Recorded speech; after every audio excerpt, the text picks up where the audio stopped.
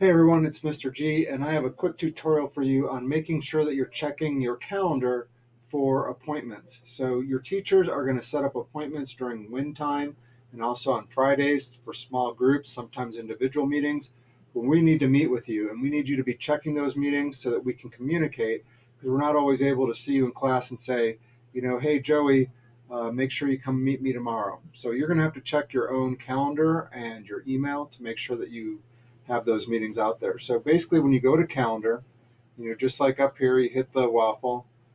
Calendar's usually pretty close to the top. Here we go. We're opening up calendar. I have a bunch of calendars that I bring in. You can see all these over here. You don't have those yet. You don't have to worry about it. We're going to add some more later as we go. But for right now, all you're looking for is I would first of all set up, you can see all these different views. For a lot of my stuff, I set it up as a monthly view because you can see all these, everything at a month really quickly.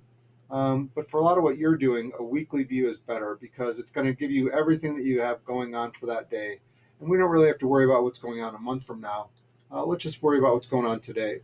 So a lot of you are checking your email and you're getting the meet invites there, which is great. But email can get overwhelming. You get too many, you lose it, you don't know where it is, and especially when it's something in the future. So instead, every day, not only are we going to go to Gmail and check our email and make sure we don't have any appointments or check anything new there, but we're also going to come to calendar. And once we're here, we're going to see the appointment. So here's an example: math meeting with Mr. G. That's how I'm going to kind of call him. Your other teacher will call him something different, but example here, this is today for when most of you are watching this. It's the 31st of August. Oh, I have a math meeting with Mr. G. If I click on that, I can join the meeting right there with this link that will take me there. He probably already sent me that in email, right? So you should go out today, check to see if you have any appointments with either with me or any of your other teachers. At that time, click out, go to the meeting. You'll have a quick meeting with your teacher, and it'll be that easy. But here's how you keep track of it. We shouldn't have more than a few a week.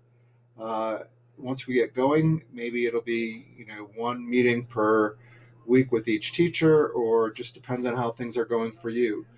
We might have more if you're needing some extra help, or we're trying to get things going, or we might have a little bit less if you're doing well and you're kind of flying along on your own and don't need a whole lot of check-in. We might just have one or two a week to make sure everything is going well.